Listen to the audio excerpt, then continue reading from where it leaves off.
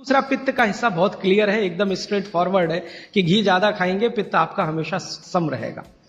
और ज्यादा घी खाने का जो समय है वो बारिश के दिनों में और ये जो गर्मी के दिन होते हैं ना, उस समय घी ज्यादा खाइए ताकि पित्त को कंट्रोल करके रखे। और वात के लिए मैं पहले ही बता चुका हूं, शुद्ध पित्त। अभी ये जितनी बात है आप सोचो कितनी सरल है। बस हमें अपनी जीवन शैली में थोड़ा बदलाव करना है। जीवन शैली में बदलाव से पहले मन में संकल्प लेना है कि जी हम तो ऐसे ही चलेंगे, दुनिया जिधर जाए जाए, हमें उससे मतलब नहीं, हम तो ऐसे चलेंगे। तो ये 3 चीजें अगर आपने देख ली तो बहुत अच्छा है। अब थोड़ा आगे चलें। अब और दूसरी चीजों पे मैं चलता हूं कि और कौन कौन सी चीजें हैं जो आपके आसपास है और आपके वात पित्त कफ तीनों को सम पे लाने में मदद कर सकती है। ये तीनों समभाग में रहें तो अच्छा होता है। और कौन कौन सी चीजें हैं? तो भागवती जी कहते हैं रसोई के बाहर जाने की जरूरत ही नहीं, सब वहीं है। भागवती जी ने एक सूत्र लिखा है, दुनिया का सबसे बड़ा औषधि केंद्र हमारा रसोई घर है। सबसे बड़ा औषधि केंद्र रसोई घर है।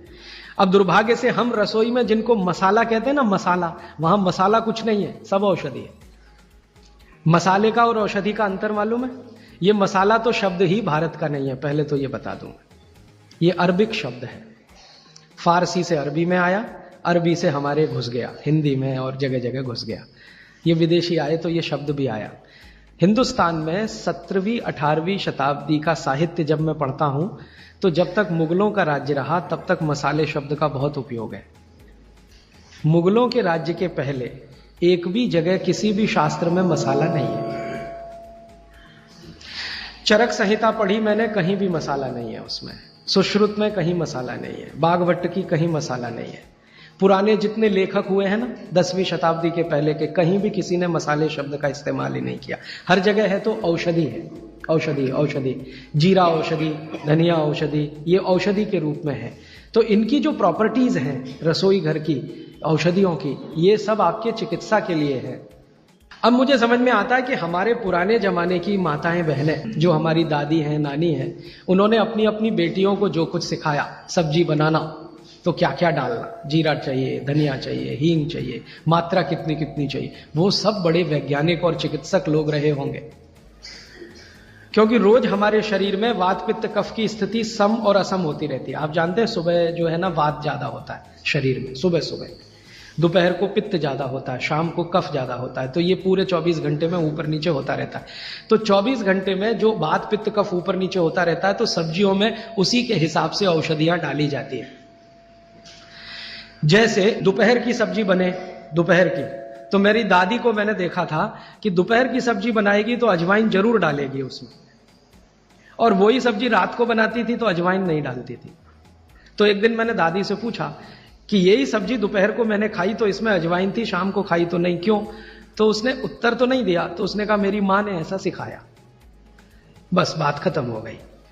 अब उस समय मैं भी मान लिया कि ठीक है, उसकी मां ने सिखाया। अब जब मैंने काम शुरू किया ये चिकित्सा पर, तब मेरे समझ में आया कि अजवाइन जो है पित्तनाशक है। घी के बाद, देशी गाय के घी के बाद जो सबसे ज्यादा पित्तनाशक दूसरी कोई चीज है तो वो अजवाइन है। और दोपहर को पित्त भड़कता है, आप जानते हैं, और वो स्वाभाविक है क्योंकि खाना खाने के लिए पित्त भड़कना ही चाहिए। तो उस समय अजवाइन डाली जाती है सब्जी में, क्योंकि दोपहर को ही शरीर को अजवाइन की जरूरत होती है पित्त को सम पे लाने के लिए। तो भारत में ज्यादातर माताएं बहनें ये बात जानती हैं कि दोपहर की सब्जी में अजवाइन चाहिए। दोपहर का दही है ना, दही का मट्ठा, उसमें भी अजवाइन का बघार लगता है। दोपहर की जितनी भी चीजें हैं ज्यादातर अजवाइन ग्रस्त होती हैं या अजवाइन से बनती हैं, क्योंकि पित्त को सम पे रखना है। तो आप सोचो जो लोग ये कर रहे हैं वो बिना कहे कितना बड़ा काम कर रहे हैं। हमने उसका वैल्यूएशन नहीं किया, ये हमारी मूर्खता। हमारे यहां तो एक बहुत बड़ा दुष्कर्म इस देश में हुआ है। अंग्रेजों के हम गुलाम हो गए तो सब कुछ हम भूल गए, अपनी चीजें। अंग्रेजों ने जो सिखाया वही हमें याद है। तो हम जीडीपी का कैलकुलेशन करते हैं अंग्रेजों के फॉर्मूले से। जीडीपी निकलता है इस देश का, ग्रॉस डोमेस्टिक प्रोडक्ट। तो मैंने बहुत बार इस देश के अर्थशास्त्रियों से पूछा कि जीडीपी में आप विचित्र विचित्र कैलकुलेशन करते हैं। जैसे भारत की पुलिस है, उस पर जो खर्चा हो रहा है वो जीडीपी का हिस्सा है। अगर चोरियां बढ़ी, डकैतियां बढ़ी तो पुलिस का खर्च बढ़ेगा तो जीडीपी बढ़ेगा। और प्रधानमंत्री छाती ठोक के कहेगा मेरे जमाने में जीडीपी 10% से ऊपर बढ़ गया। सो व्हाट, पुलिस का खर्च बढ़ गया, माने चोरियां बढ़ गई, डकैतियां बढ़ गई, अत्याचार बढ़ गए, अनाचार बढ़ गए, तो जीडीपी बढ़ गया, तो क्या बड़ी बात है। तो हमारे जो जीडीपी के कैलकुलेशन है बड़े विचित्र हैं। इसमें चोरी हो, डकैती हो, लूट मारी हो तो जीडीपी बढ़ेगा, लेकिन माताएं बहनें घर में जो करती रहती हैं वो जीडीपी में है ही नहीं, कैलकुलेशन ही नहीं है उसका। भारत सरकार कोई कैलकुलेशन नहीं करती कि किसी माँ ने 1 किलो पापड़ बना दिए तो जीडीपी बढ़ा कि नहीं, तो कहते हैं जी मालूम नहीं बढ़ा कि नहीं बढ़ा, क्योंकि कैलकुलेशन नहीं है। किसी माँ ने दाल की बड़ी बना दी 5 किलो दाल की, तो जीडीपी बढ़ा कि नहीं बढ़ा। आपका मन क्या कहता है, बुद्धि क्या कहती है, बढ़ा कि नहीं बढ़ा। किसी ने बड़ी बना दी, किसी ने पापड़ बना दिए, किसी ने कुछ बना दिया, किसी ने गोंद के लड्डू बना दिए, किसी ने मावे का कुछ बना दिया, तो जीडीपी तो बढ़ ही रहा है, लेकिन हम कैलकुलेट नहीं कर रहे हैं उसको, क्योंकि अंग्रेजों के यहां महिलाओं का किया हुआ काम महत्व का नहीं माना जाता। अंग्रेजों के यहां ये जो अंग्रेज जात है ना दुनिया में, ये महिलाओं के किए हुए काम को काम ही नहीं मानती। आपको मालूम है 2000 साल यूरोप में महिलाओं को पुरुषों से हमेशा कम वेतन मिलता रहा, और आज भी है ये कई देशों में। वो मानते ही नहीं कि इनका कोई काम है। क्यों? वो महिलाओं में आत्मा नहीं मानते। हां, यूरोप का सबसे बड़ा दार्शनिक है प्लेटो, वो कहता है कि स्त्रियों में आत्मा ही नहीं होती, आत्मा सिर्फ पुरुषों में होती है। तो स्त्री जो करे वो बेकार है, पुरुष जो करे वही अच्छा है। तो उनके यहां से ये कैलकुलेशन हमारे यहां आ गया कि स्त्री कुछ भी करे तो काम ही का नहीं। तो अंग्रेजों का 200-250 साल जो राज चल गया, उसमें हम सब के दिमाग खत्म हो गए, सोचना विचारना बंद हो गया, तो हमने भी वही मान लिया। मैं अब इसको बदलना चाहता हूं, और मैं ये समझना चाहता हूं और समझाना चाहता हूं कि स्त्रियां जो कर रही हैं वो किसी डॉक्टर से कम नहीं है।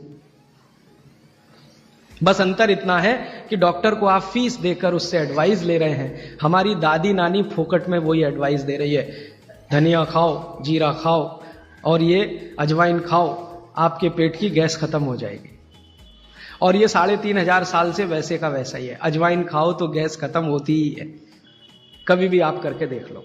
आप में से किसी को भी बहुत गैस बनती हो, पेट में एसिडिटी की तकलीफ हो, आज से शुरू कर दो। आप खाना खाया तो उसमें ध्यान रखो अजवाइन ज्यादा रहे, दाल में, सब्जी में, वगैरह वगैरह। और अगर नहीं कर पा रहे हैं तो खाना खत्म करते ही थोड़ी अजवाइन खा लो। अजवाइन ज्यादा तकलीफ ना कर दे, उसका बैलेंस है काले नमक के साथ, तो थोड़ा अजवाइन और काला नमक मिला के हर खाने के बाद खा के देख लो।